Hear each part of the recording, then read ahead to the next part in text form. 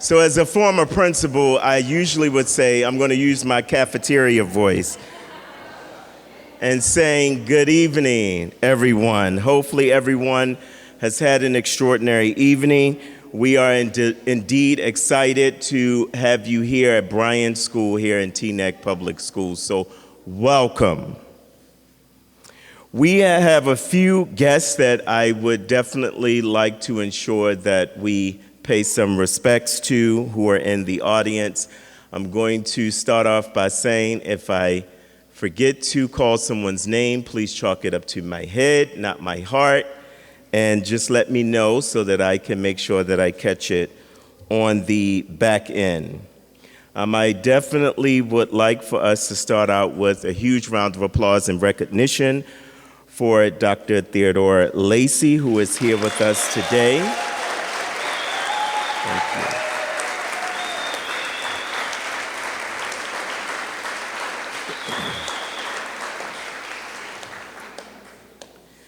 We have quite a bit of our Board of Education trustees, former and current, who are here in the building with us today. I would like to acknowledge our board president, Ms. Claire Williams, who is here with us today.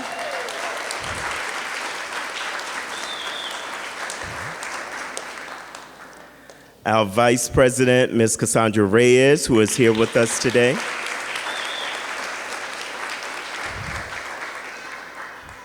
We have our trustee, Ms. Victoria Fisher, who is here with us today. We have Mr. Ed Ha, another one of our trustees who is here with us today. Next to him, we have Mr. James Wolf, who is one of our trustees who's here with us today. We also have behind him, we have Dr. Kirschenbaum, who is here with us today, Jerry Kirschenbaum, one of our trustees. And we have Mr. Jonathan Rodriguez, one of our trustees who is here with us today.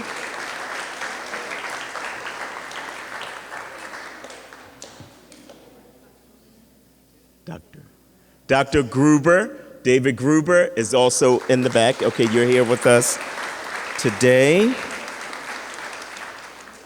I believe I captured all who are here with us, but we also have Dr. Klein, who is a part of our Board of Education. Unfortunately, Dr. Klein could not be here with us today, but he does bring his greetings. And you were telling me something else, sir. What were you telling me? I'm going to get to him. We have some of our former trustees who are here with us today. We have our former president, Mr. Sebastian Rodriguez, who is here with us today. We have our former trustee, Ms. Denise Sanders, who is also here with us today.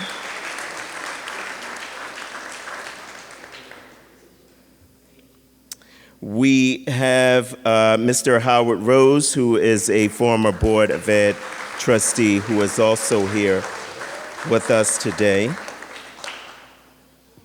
And again, if I'm overlooking anyone who has served in any of these, Dr. Pruitt, I have Dr. Pruitt down for town council as well, but Dr. Pruitt, Henry Pruitt, is a former trustee as well as the former deputy mayor. And Dr. Artie Walter is here with us today, our former board president. And who else am I? Barbara.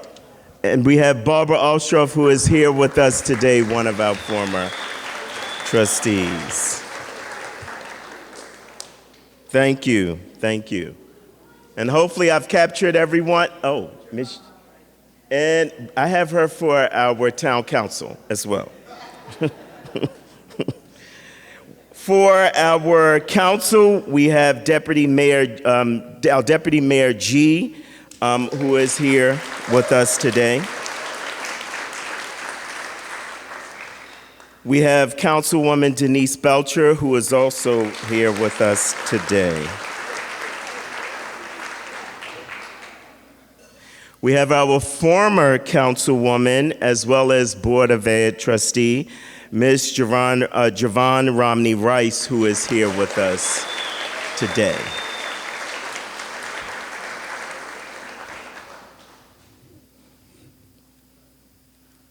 And from the Teaneck Historic Preservation Commission, we have Dr. Michael Noss, who is the chairman, who is here with us today. Yes, thank you.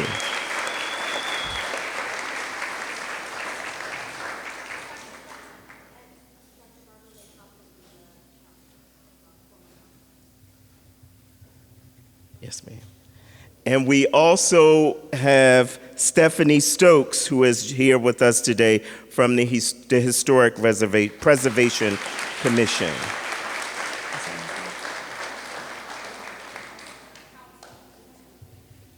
I'll mention it.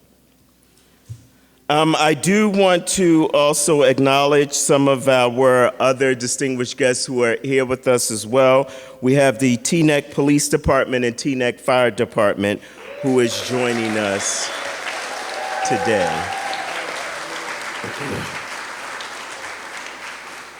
For those that I have not named, no worries. I will have an opportunity to acknowledge you as I come back to the podium here, so I can make sure that I capture everyone to acknowledge their presence today. And that's inclusive of our Teaneck Public School staff, as well as our young people, to make sure that I acknowledge them for the work that they're going to do here today as well.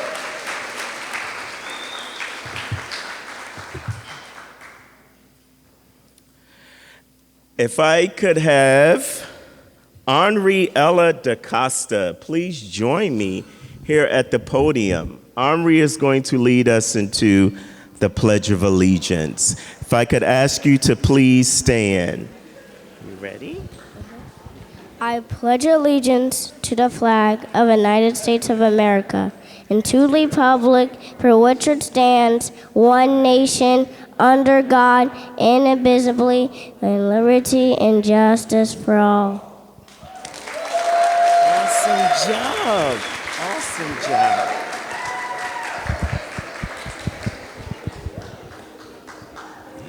Let's give Omni another round of applause for that awesome job. Good job.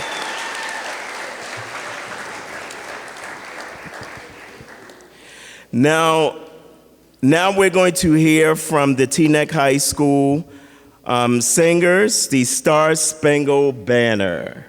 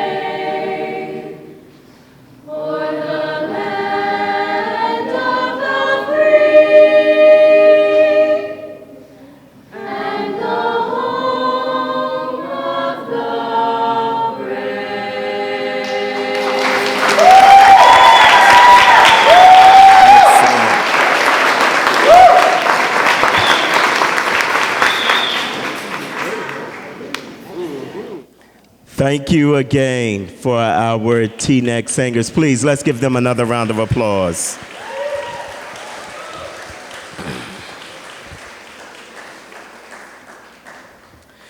This year marks a significant milestone in Teaneck, New Jersey, as we celebrate the 60th anniversary of the groundbreaking integration of our town's public schools. On September 18th, today, 2024, we proudly unveil a historical marker here at Bryant School, honoring the courageous steps taken towards creating a more inclusive and equitable community. In 1964, Teaneck made history as the first municipality in New Jersey and in the country to fully integrate its public schools, a bold move that set a precedent for educational and social reform across the state and beyond. This landmark decision was not just about changing policies, but about embracing a vision of equality and unity, paving the way for future generations to benefit from a diverse and inclusive educational environment. It gives me great pleasure to serve as superintendent of schools here in Teaneck Public Schools, using this day as an opportunity to commemorate the extraordinary and exciting work that is happening here in our community. And that is because of each and every one of you that is in this room leading the charge forward, showing our young people exactly what it looks like when we talk about unity and equality and educational excellence for all. For that I say, give yourselves a round of applause.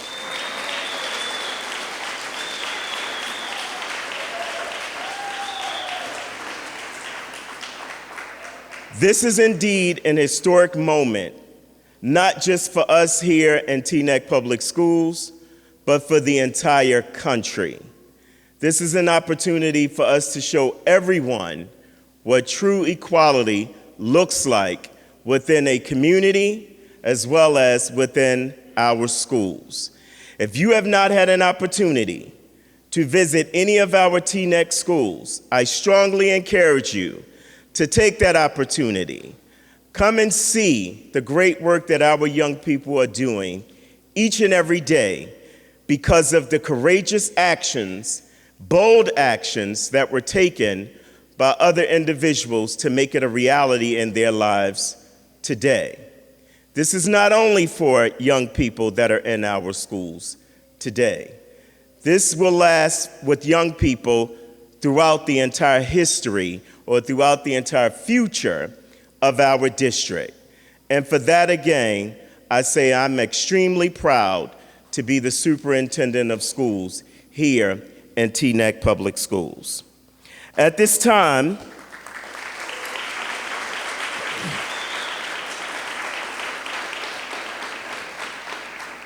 I'm going to invite Mr. Scott Pleasance to the podium to share a few words with us around If the Walls Could Speak. Thank you, sir.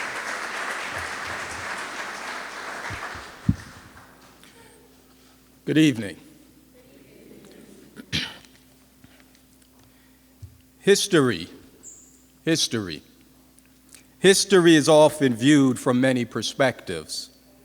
It is real events that have occurred in real time, seen through many eyes, which is then relayed or recorded by a few. We are fortunate today to have living history amongst us, those who can tell this story, those who are part of this amazing narrative. They are the actual words in the sentences, they are the paragraphs in the pages, they are the chapters in the book of this story. They are our living landmarks in our township's history. Today, this story is summarized by powerful voices and within a few words on the marker outside, with hopes that one day a child may ask their parent, "What happened here?" And this story will continue to be shared throughout this country, throughout this township, and we will listen closely as it resonates through the walls and halls of this school. Now, if the walls inside of this school could speak, what would they say? I think we may hear them saying, There's a little boy in our town wearing a new white shirt, haircut yesterday. We can hear him saying, "Mama, mama, today is the first day of school." It was a story of black and white. It was a story of wrong and right. It was a story of resiliency and triumph. If the walls inside of this school could speak, what would they say? I think we may hear them saying, "There's a little girl in our town wearing a new red sweater, ribbons in her hair." We can hear her saying, "Daddy, Daddy, today is the first day of school." It was a story of separate but equal. It was a story of the past and the sequel. It was a story of change. If the walls inside of this school could speak, what would they say? I think we may hear them saying, "Welcome to Teaneck, New Jersey, a sometimes quiet suburb, a place where the sun caresses the sidewalk and the moon lights the township streets, where the parks are but playful gardens that grow memories, and the public schools were once seeds of thought watered with visions to grow a better tomorrow, where a little boy with a white shirt meets a little girl with a bow in her hair, and they sit side by side riding a school bus into American history. This is a place where education spills way outside the brim of a schoolhouse, where life lessons walk down every road, across every bridge, and moves through the streets with ease. And now that we have 60 years of reflection, we remain on a course of optimism that things have gotten better. If the walls inside of this school could speak, I think they would say, this is a place where future generations stay committed to living and learning together. Thank you.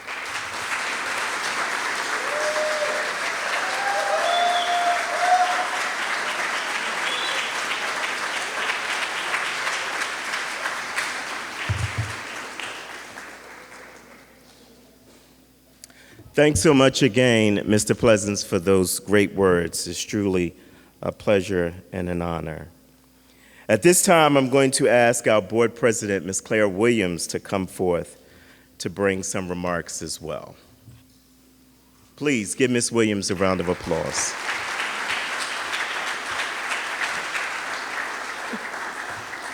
Good evening, everyone. I was just commenting to Danielle, I said, this is like going after Michelle Obama.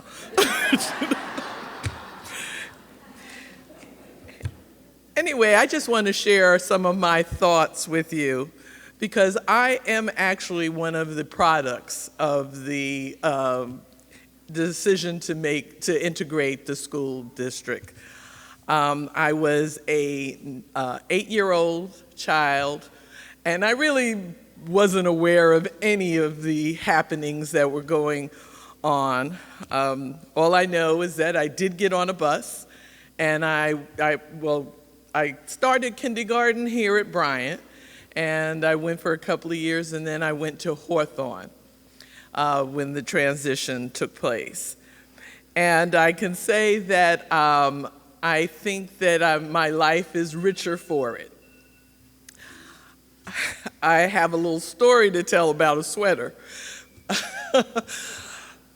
One day, the only traumatic story that I can remember about being bused was that I left my sweater in school.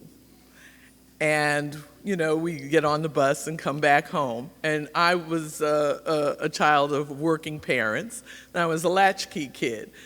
So I was really distraught that I had left my sweater in school. So this whole situation made me think about the community that I grew up in, the people, the Parkers, the Jacksons. It just made me go way back. And anyway, Ms. Parker was one of the women that was a housewife.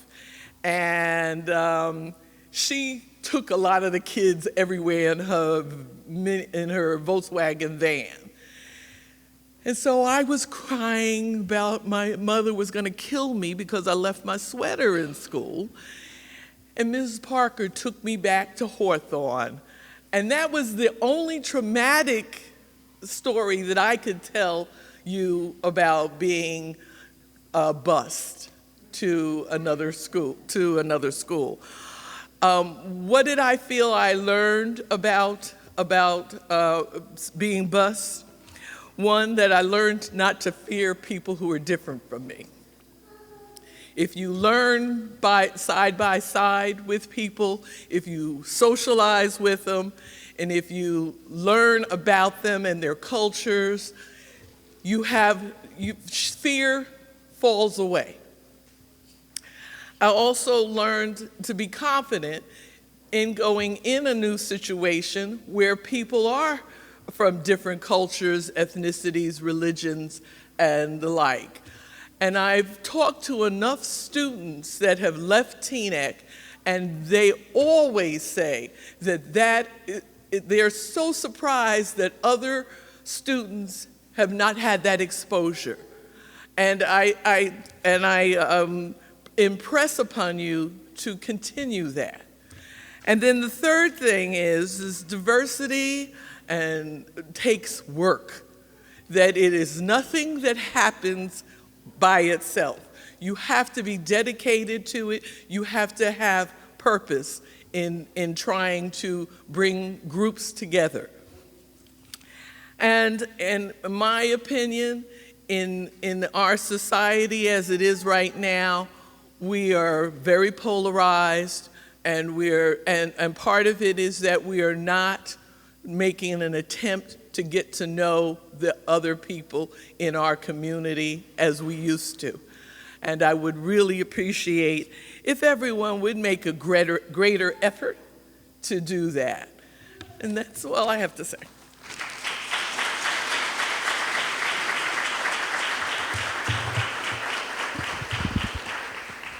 Thank you so much, Ms. Williams, for those kind words of encouragement, but also giving us a charge for some actions that we need to take. So something that's important for us to remember is we have to do something, take some action, and do something.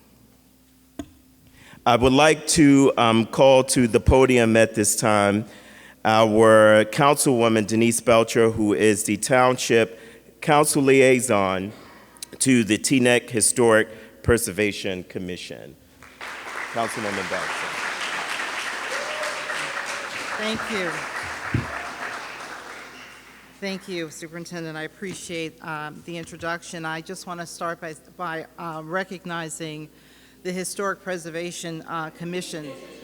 Okay, can you, whoops, I'll just hold it. The Historic Preservation Commissioners that are here. I also want to recognize my colleagues that are here from the council, as well as the trustees from the Teaneck Board of Ed. And also honored guests and community members and our students, our wonderful students that presented tonight. Today we gather not just to unveil a marker, but to honor a milestone that reflects the strength of our community, the courage of our leaders, and the vision of a future grounded in equality and unity. 60 years ago, in 1964, Teaneck made history. Our public school system, as we know, voluntarily desegregated here at Bryant School, becoming the first district in the nation to integrate its schools by choice. And I underscore by choice. So the reason why I underscore that is I'm a product of Englewood. And Englewood didn't have a similar experience. It was a struggle. It was a struggle of 9 families that pulled their children out of the schools until they integrated. And I'll talk a little bit more about that. But Teaneck is different. This bold move wasn't just a step toward compliance with the law or pressure from the courts. It was a declaration of Teaneck's values. It was a profound statement that this town, Teaneck, would be a place where equality, justice, and opportunity were more than just words, but something we would live by. The decision to integrate was not made lightly. It came at a time when racial tensions were high across the entire nation. Civil rights leaders were marching in the streets. Families and communities across America were wrestling with the very thought of how do we handle the situation of equality within our schools. And while other towns hesitated or resisted change, as I mentioned, Teaneck chose a different path, one of unity, one of progress, and one of moral responsibility. This marker that we unveil today stands as a testament to the bravery of those who led the charge, those 7 from the Board of Ed, those parents, and even the students. Our parents basically placed a demand on the Constitution and the laws of this land. And they said, as Frederick Douglass indicated, that power concedes nothing without a demand. And they placed a very demand on those laws. It reminds us of the belief in a better future. It reminds us of the many difficult conversations, of the courage it took for Black and white families alike to trust in a shared future, and of students who crossed thresholds into integrated schools. These students were our Ruby Bridges. They helped to shape what became a more just and more inclusive community. Let us also take this moment to acknowledge the strength and resilience of those who felt the deep wounds of segregation. I think about my sister. I have my oldest sister tells the story of when they finally integrated the schools and they allowed the integration of the students to be in the classroom. She spent an entire year raising her hand and never being called upon. And some 60 years later, she remembers the pain of that. So we must remember that these individuals, generations who have benefited from this integration, the journey was never perfect, but it was a crucial step forward. As we unveil this marker, let it be stand as a beacon of hope to our future generations. Let it remind us of the power of this community, the importance of courage and the necessity of unity, and let it inspire us all to continue striving for a more just, inclusive, and equitable society, and one that demands that we be on the right side of history. I want to thank you all who made this day possible. Thank you to those who fought for equality 60 years ago, and I want to thank you for those who continue to fight the good fight today. May we always be a town that chooses progress, that chooses unity, and chooses peace. God bless you.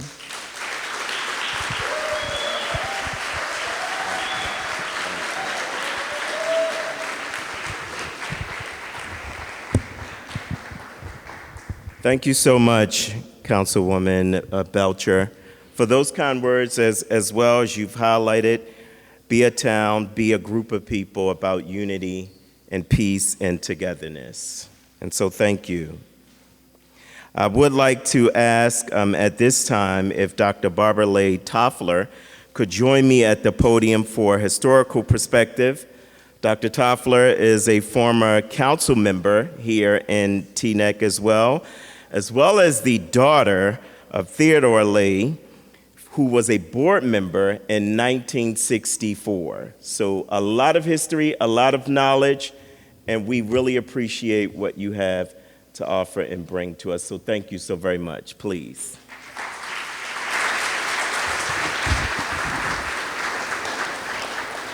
Good evening.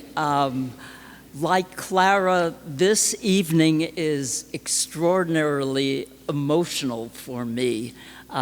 It brings back so many memories. I moved to Teaneck as a young child, about the age of our young woman who gave the Pledge of Allegiance. I moved here 76 years ago. In 1948, at that time, there were few people who looked like this gathering. There were few Jews, there were few Blacks, There were probably no Asians. We were very singular. I will also say, for people who know the demographics of Teaneck, my family was the first to move Jewish family allowed on West Englewood Avenue. It's rather different now. When we moved here, nobody spoke with us, but in 1953, my father was elected to the Board of Education, probably by bullet voting. I remember that being something that people talked about. But in 1953, it was the Board of Education was becoming aware of the Supreme Court dealing with the issue of Brown versus Board of Education, which was actually a decision made in 1954 that segregated schools were unconstitutional. I have some props here, and yeah. You recognize this. These run around all over our streets. In the 50s, 60s, and 70s, for many white folks, these were symbols of evil. This is what was going to bring black and white children together.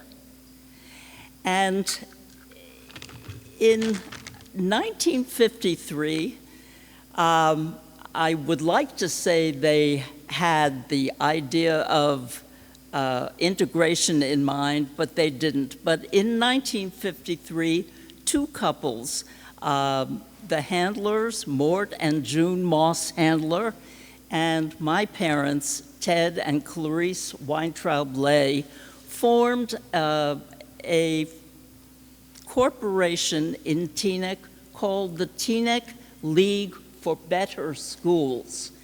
The Teaneck League for Better Schools was focused at that point on fighting what was called the Teaneck Taxpayers Association, which didn't want to spend money on schools at all. And the Handlers and Lays, who were very committed to public education, saw that the baby boomers were coming.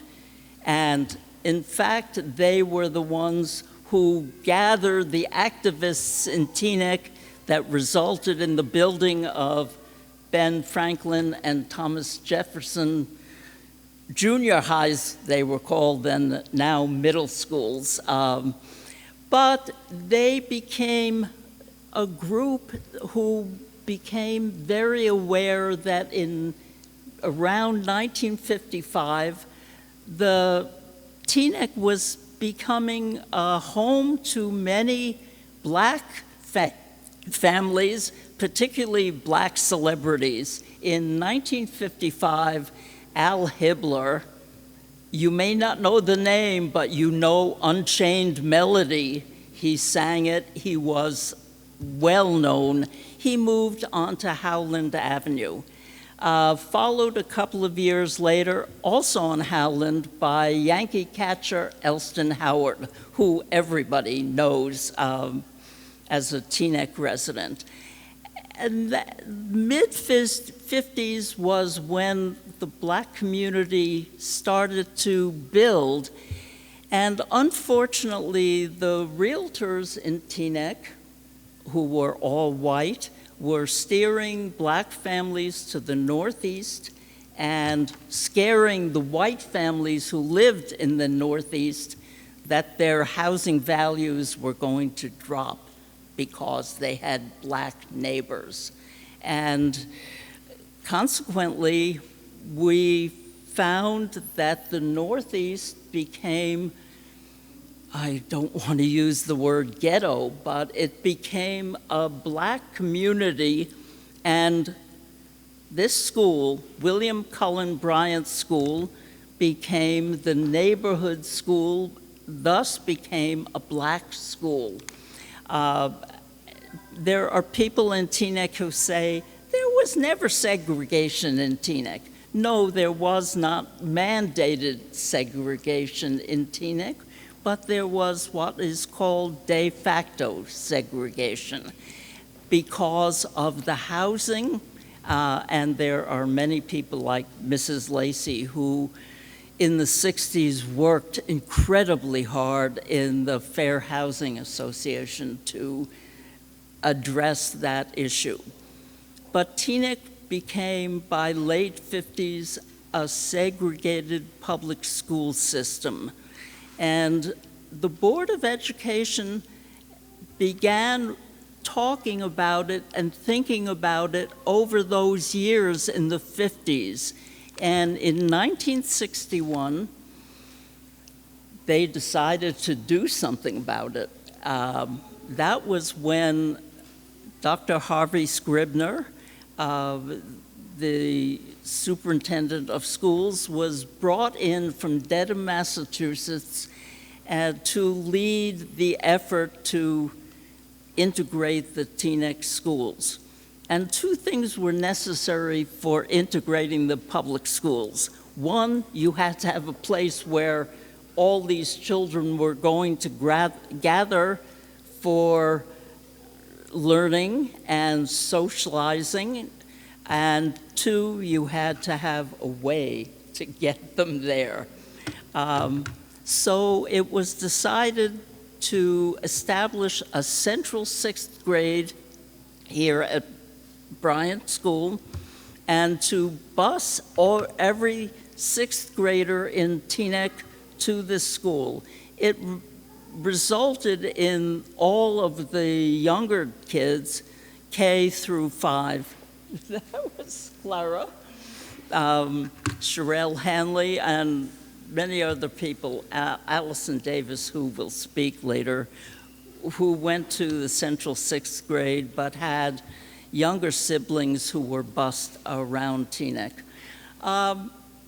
It was an incredibly difficult situation. I remember the night that the Board of Education voted in the Teaneck High School auditorium, May 13th, 1964.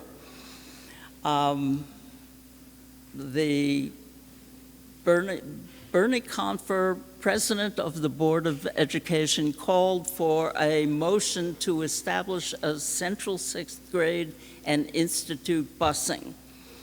And my dad, Ted Lay, made that motion that night, seconded by Bernie Confer, and then the 7 board members, and just so I don't forget their names, I wrote them down, followed by yay votes from Dr. Milton Bell, father of Stephen Bell, who most of you know, Ruth Hendrickson, Seymour Hare, Lamar Jones, who was the first black resident elected to the Board of Education, and George Larson. That was the board, and when there were 2 nay votes, Dr. Warner and Mr. Margolis.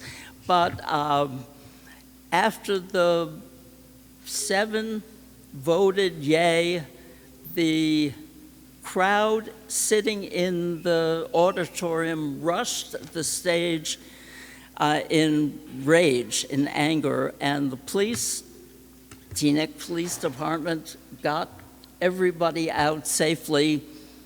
That night there were rocks and bricks thrown through the windows, but it was a success that reverberated through the country. I realize I'm talking too long, but I'm going to take a half a second to tell one brief story about a woman I mentioned, June Moss Handler, who was a teacher. I don't think she taught in Teaneck, but she noticed with her students that the Crayola box of crayons had a pale pink crayon. It was called Flesh. Do you remember? Flesh-colored crayon. And June said, "This is wrong. Flesh, it comes in many colors." She wrote to the CEO of Crayola, who responded. The pale pink crayon became peach, and June and her family were invited to Crayola and given boxes of peach crayons. Last week,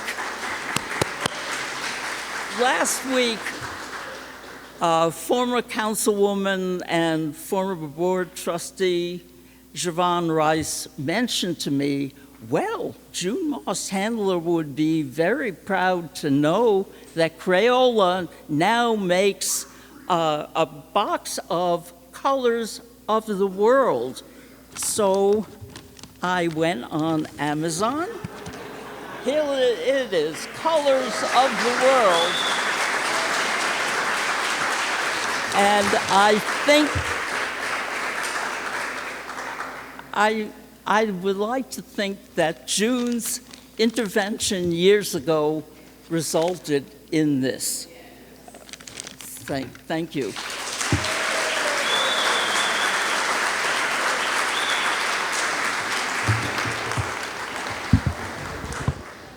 Thank you, Dr. Toffler. And you donated the crayons, I see, to Henri. Excellent. Thank you so very much. And the bus. Thank you so very much. Appreciate it. It is because of the courage of your family and you, your dad, that we're able to sit in this room together today. So thank you so very much for that courage and tenacity. Thank you.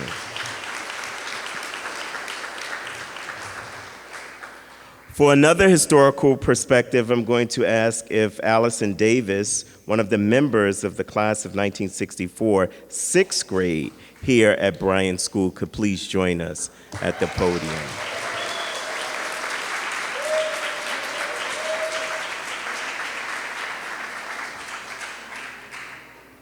So I'm about to embarrass myself right now, and I'm going to apologize to the Teaneck High Madrigals right this minute. So, there is a school we dearly love where we may work and play. So let us raise our voices high and sing for you today. Bryant is the school for me. Bryant, just the place to be. Bryant, nothing else will do. For you will be forever true. Now, my husband told me not to sing the second stanza. Wait. My husband said, please don't sing the second stanza of that song, but I will.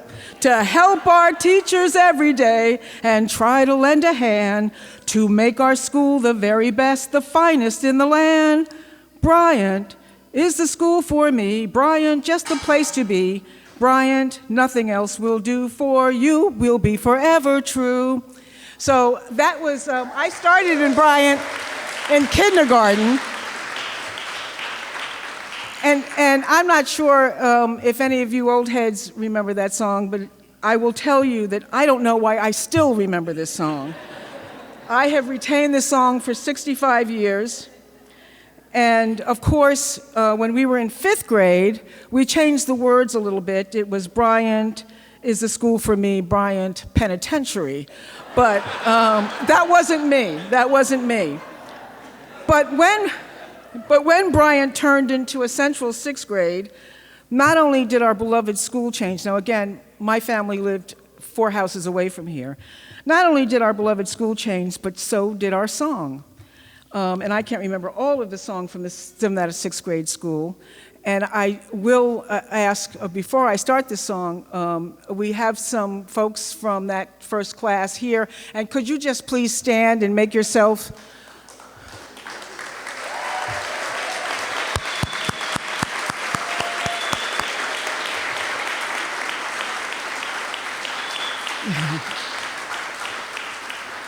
We look pretty good for some old heads here. So the song that was written with the music teacher here in 6th grade was a little bit different. It said, "Some think that Bryant School is all for learning." Now the music is the same that you probably heard. We didn't make the music. "Some think that Bryant School is all for learning, and so do I, and so do I. Some think for education we are yearning, and so do I, and so do I." Now we changed those words too. And we said, if I remember correctly, instead of "so do I," we sang loudly, "and that's a lie, and that's a lie." But we were 6th graders, so I need for you all to remember that. You know, for me, not much of my life changed when Bryant became Central 6th grade, because my family, as I said, lived on Intervale Road, 5 or 6 houses from the school, so I wasn't bused. However, I could no longer come home for lunch. So we ate here in this all-purpose room. I was able to keep my safety patrol belt, you know, the nice little belt. I love that belt. And my station was the corner of Intervale Road and Teaneck Road, and I never lost a kindergartner. I also will say that I was the only girl on the AV Club team. And my job was to deliver and set up the film strip and movie projectors. I was good at this. I was very good at this. So on that first day of the new school year, when the buses from all over town arrived, I remember the excitement. There were anxious parents who followed the buses to Bryant. Lots of folks came out to observe this historic moment in our township's history. You know, educationally, we were all pretty much the same. We all took French, no matter what school that we went to. We started French in the 1st grade. You know, it was "Ici, Monsieur Dubois," "Ici, Madame Dubois." In other words, it was pretty easy for us as preteens. But that doesn't mean it was easy for all involved in this great experiment. My younger brother was only 6 when he was bused to Lowell. Remember, integration was a two-way street here, and I think Clara talked about that. While we came together as 6th graders, the youngest among us in this Northeast area were tasked with integrating the 6 or 7 other neighborhood schools that had been white only. Those 1st through 5th graders who had attended Bryant were assigned to different schools in areas where their families could not live. The neighbors on one side of us were bused to Emerson. My brother was bused to Lowell. The neighbors on the other side were bused to Longfellow. The neighbor across the street was bused to Eugene Field. 7 buses lined up the bottom of our block, splitting the Northeast area apart. Our neighborhood school was no more. While our parents begrudgingly accepted this fate, it didn't come without worry. You know, my dad was often away, as he was the assistant director of the AFL-CIO Civil Rights Department. So between 1961 and 1965, my father spent much of his time in the rural South, representing labor and fighting for voting rights. My mom didn't drive. She was a typical New Yorker, and she knew the 86 bus, she knew the 67 bus, which now has 186 and 167. But I don't think that she had ever been to what we call the other side of town. It wasn't a place we could live, and when we were looking for housing, yes, as Barbara said, my parents were steered to the Northeast. They were the second African Americans in this side of town. That was in 1958, and I, as I said, was in kindergarten. So when my brother was bused to Lowell, my mother had visions of a 6-year-old Ruby Bridges, if you know that story, who was accompanied by federal marshals and my mother exaggerated a lot, when integrated her all-white school. You know, there were no police escorts for these kids arriving in Teaneck's all-white elementary schools, but many who were bused out of the neighborhood remember the fear that was different than this simple first day of school, you know, the jitters that one has. So it's hard to believe that we are commemorating 60 years since that historic decision, because so thankfully, so much has changed. So let me, you know, full transparency, my family moved from Teaneck in 1966. My father was appointed by President Lyndon Johnson to help start the Equal Employment Opportunities Commission. And it was a very difficult move for my brothers and I. My older brother was in 9th grade at BF, I was in 7th at BF, and I had made great friends during that 6th grade experience. My parents had waited to move until housing in Washington, D.C. and the Washington, D.C. suburbs opened to folks who looked like us. Schools in the area were still mostly segregated in Maryland. Unlike here in Teaneck, there were no brave souls in Silver Spring, Maryland, who were willing to fight for integrated schools. In my graduating class at Springbrook High School, there were 7 African Americans out of nearly 600 seniors. You see, there was a federal fair housing law that allowed us to purchase a house in a predominantly white area, but it had no effect on integrating the schools. In the area where we purchased a house, our neighbors were neither kind nor welcoming. In fact, there were squabbles between neighbors, each accusing each other of purchasing our house for our family. So when I left for college, I vowed never to go back to Maryland. There were many stops along the way, but I always knew that I would find my way back to Teaneck. So decades later, I had both of my sons attending kindergarten here at Bryant School. In fact, I think my son's cubby was the same cubby I had, with the little cutout animal there. I was like, come on, change the cubbies. But I used to come back here for programs because I know that I carved something on the stage here. Oh, I shouldn't say that in front of you, Clara. I'm sorry, or the superintendent. But I know it was like Allison Love's. So,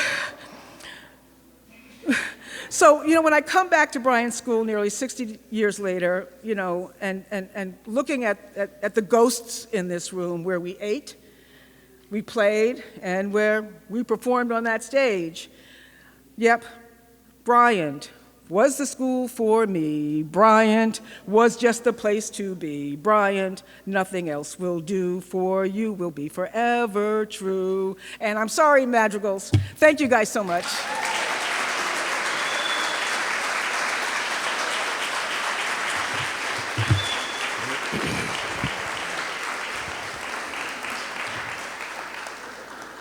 Thank you so much, Ms. Davis, for those great words and hearing the historical perspective and your experiences that you had here at Bryant School. But I am going to look for that carving on this stage. So I know we have our former principal, Dr. Bourne Bugsby, who is here with us today, former principal here at Bryant School. And we have our current principal, Principal Dave Dubell, who is here with us.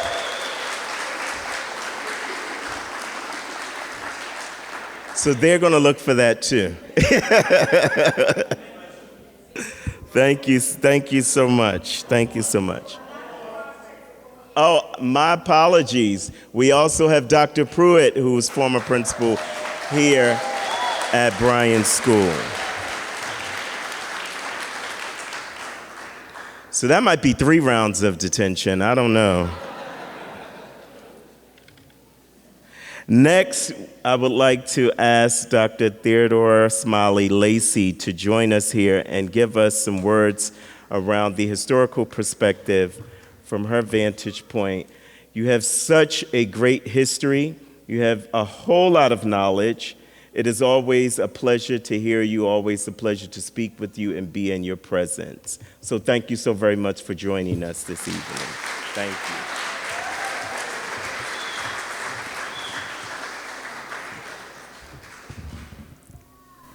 Wow. Can you hear me? Good. 60 years ago, I'd like to say that I was a baby, rather than say that I had babies at that time. But here we are. It is indeed an honor to be with you tonight, to think about and to reflect on all of those years ago and the impact that it made on our town and our country. But before I begin, I'd just like to follow up on some remarks that was made earlier. Thank you, Barbara. You reminded me of my time with June Handler. June was to go on and to become quite an educator.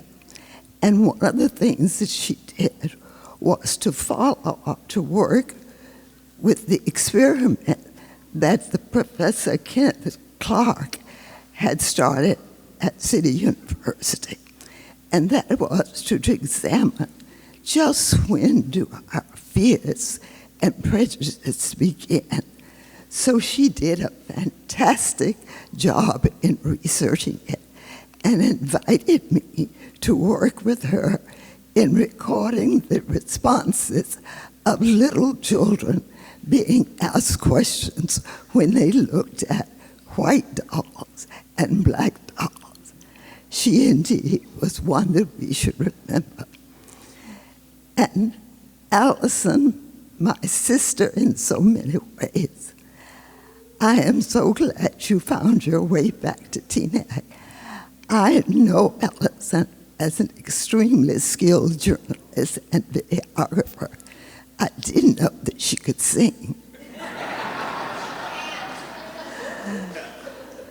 So we're very fortunate here in Teaneck to have this kind of live history being recorded. And like you, President of the Board, Clara Williams, it's hard to follow the excellent presentations that have been brought here tonight. Thank all of you, and thank you for allowing me to be here.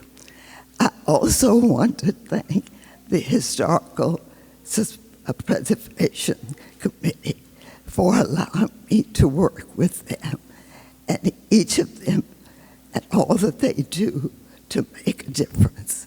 LeBon Turner, also a member of that committee, and I were determined to make sure that we recorded the history of the Central Sixth Grade.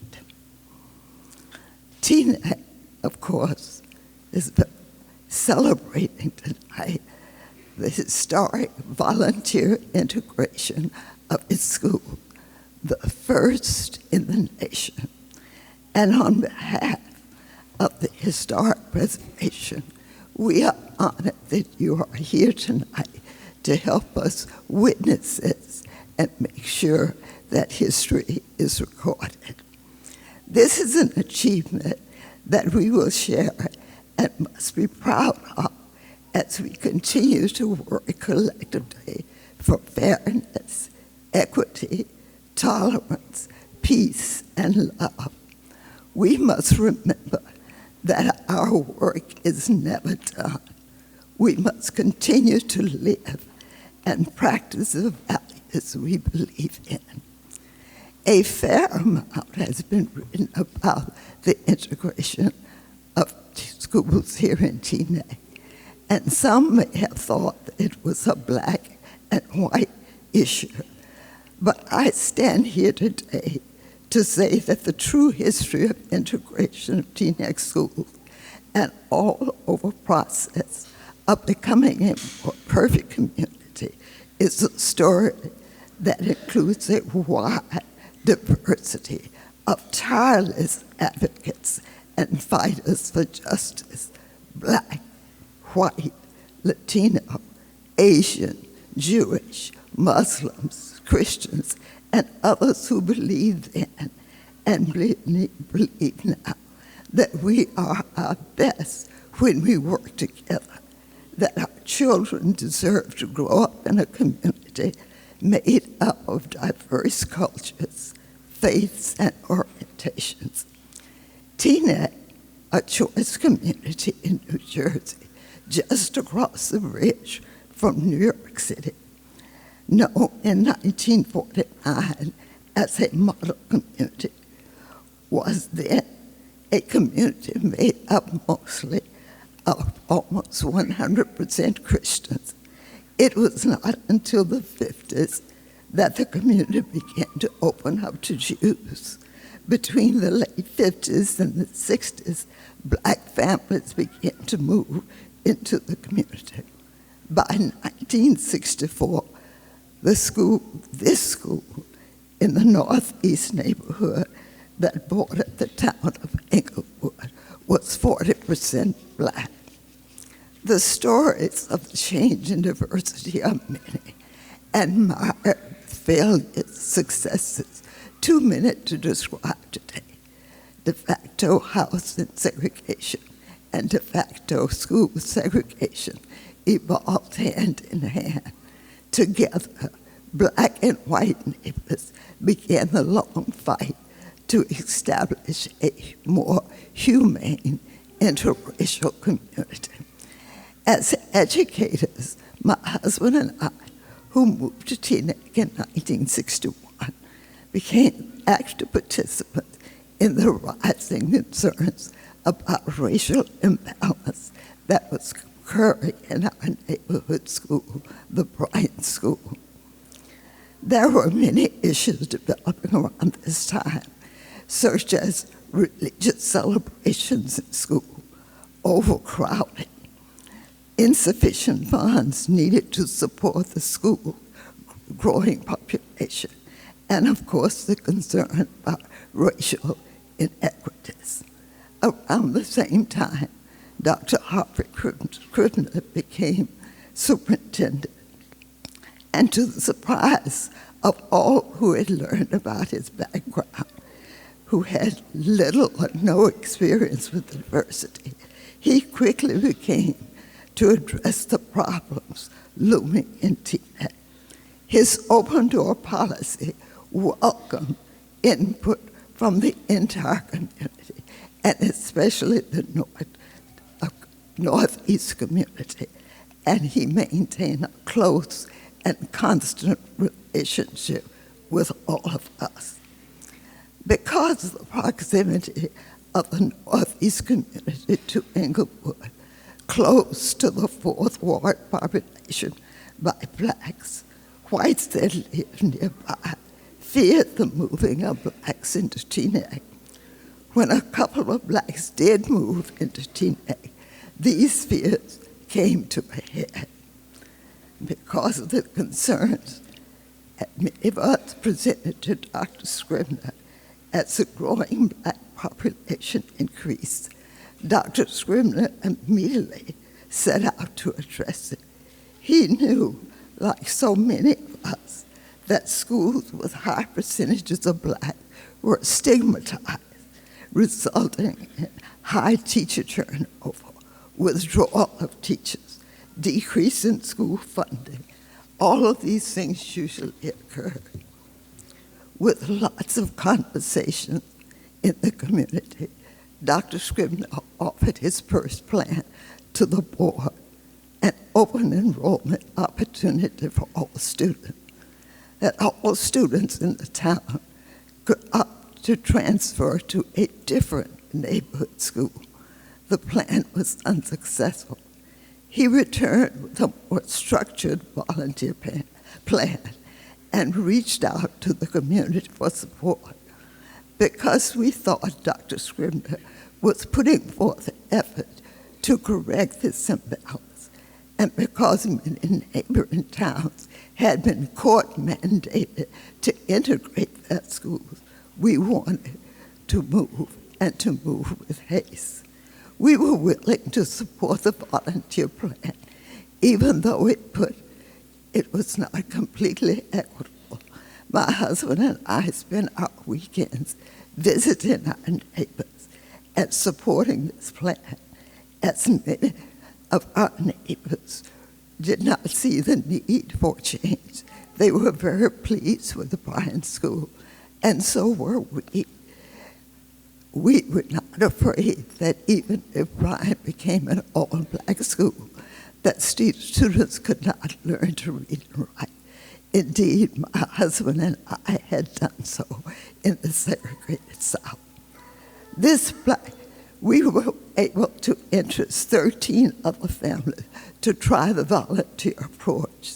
16 black children, including our son, to be bused to other schools in the town. But only one white family came into the Northeast. The Northeast community became insistent that a mandatory equitable plan be established. Many efforts were put forth to maintain an interracial balance in our community. Several civic organizations were formed, school events planned, human relations seminars, and interfaith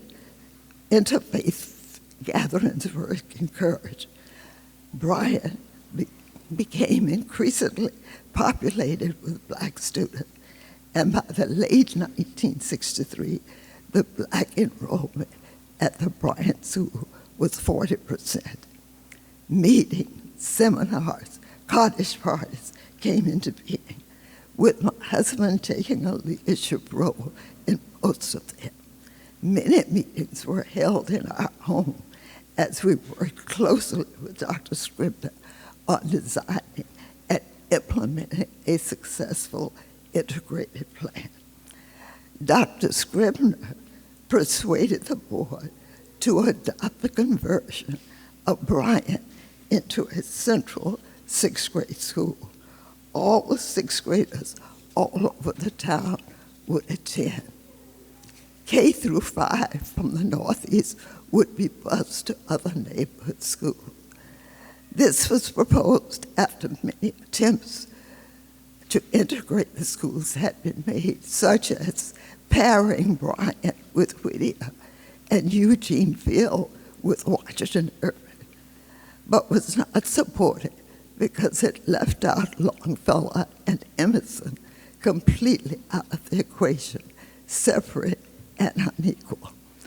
Although there was tremendous resistance to developing any mandatory school plan, heated and boisterous meetings, threatening phone calls, neighbors pitted against neighbors, the board, the 9-member board, voted 7-2 to approve the central sixth grade school.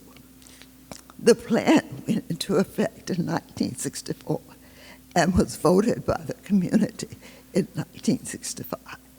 The newspaper headline, "Integration Wins." Integration would not have occurred without the leadership of Dr. Scribner, who persuaded the board to adopt a plan when Bryant was only 30% black. This change would not have been without the 7 members who concurred that segregation based on race was immoral. It would not have succeeded without a male like Mattie Feldman, who established the advisory board on human relations, nor would have succeeded without the clergy, the Jewish community, fair housing, and the Northeast community with leaders like Tom Boyd and Isaac McNabb, a coalition of black and white families pushing and supporting and struggling to make change. The Central Sixth Grade School proved to be very successful. Students continued to achieve at a high level. Team teaching, student government, debating clubs, and many other innovative offerings made this school an ideal place for students to grow and learn from each other. Most important, however, it can truly be said that Teaneck chose courage and integrity. We chose to be proactive rather than reactive. Though the schools in Teaneck may not reflect diversity today as they did in the 70s and 80s, may the policies, attitudes, and intent continue to nourish all children in Teaneck, and may our yesterdays be remembered for what we can and must do to keep Teaneck moving forward and being all we believe it can continue to be. Let Teaneck be first again and model what a diverse community can do to stand up for peace and justice in our schools. Dr. Martin Luther King assures us that we all belong to the struggle of equality and dignity. no matter the color of our skin, the gender we identify as, the faith we hold dear, or the person we love. We are all each other's brothers and sisters, that we must look at each other's differences not as walls that keep us apart, but as bricks that make our foundation stronger. May the central sixth grade story be one of a beacon of hope, and may Teaneck always be the leader.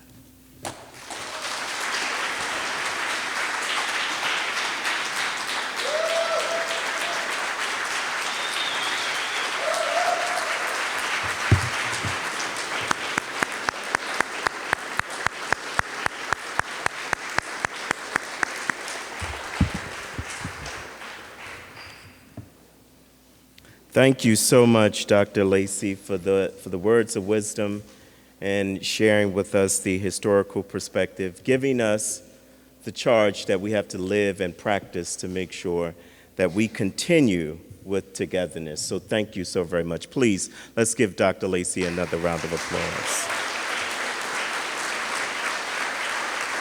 Thank you.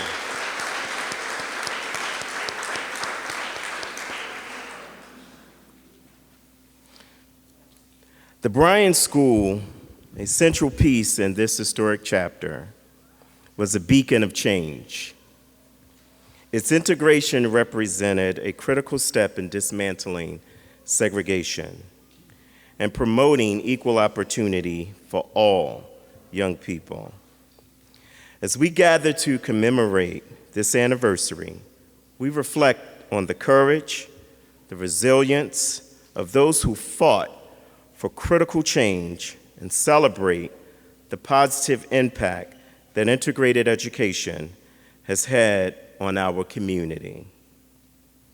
This event featured remarks from local leaders, community members, historians, and many others who have shared insight and reflections on this significant milestone.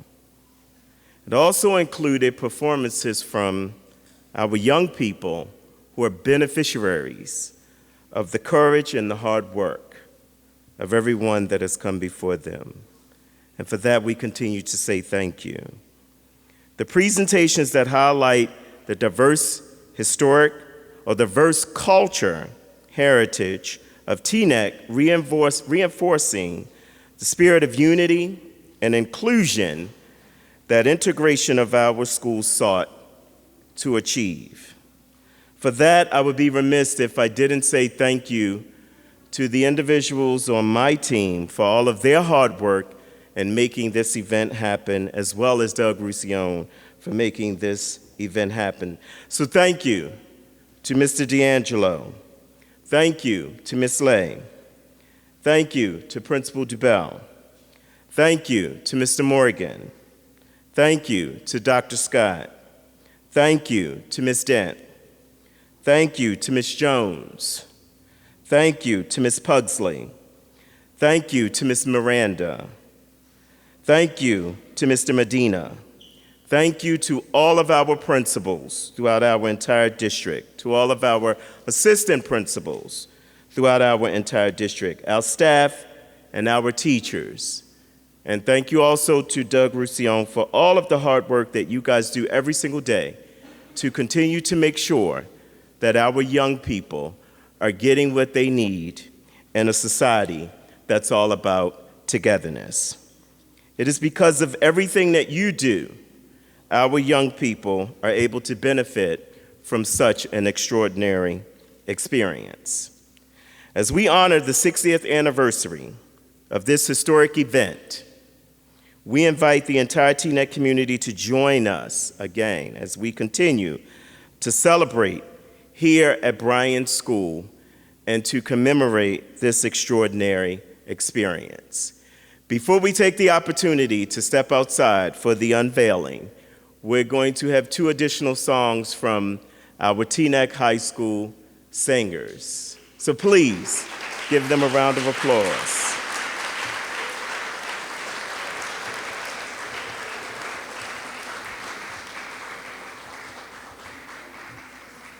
As I like to share with our young people, the world is their playground, so give them the opportunity to go and play in it. It is because each and every one of you and many others who have come before you that our young people can benefit in the world in which we live and know that together we are better. So again, please, let's welcome and give our young people another round of applause.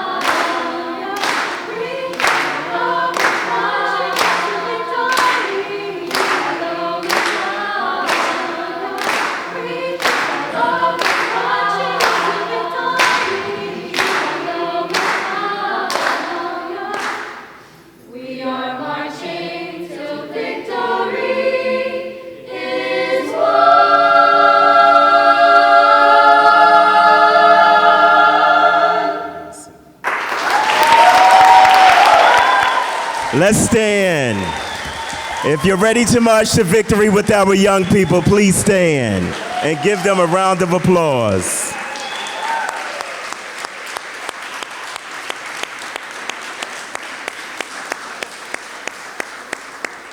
They are the reason why we do all that we do. And they're the reason why we're going to take the charge that we have been given this evening to continue to push forward for togetherness.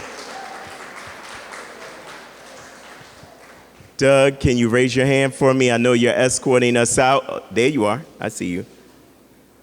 Thank you, sir. So at this time, if you could go to where we see Doug in the rear of the gymnasium, and he's going to lead us out to the unveiling. Thank you.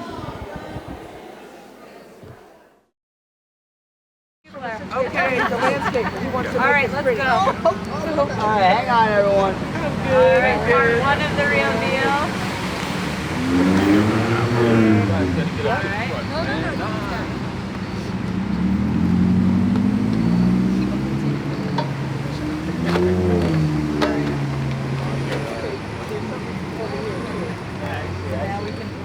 start pulling Hang on. Wait, let me get these hooks out. I'm sorry. I'm holding it close. I'm holding it close as it's forward. All right. You ready? Grab the edges. Okay. Which way should we fall? Sure. Thanks. Pull this way. You're going the right direction.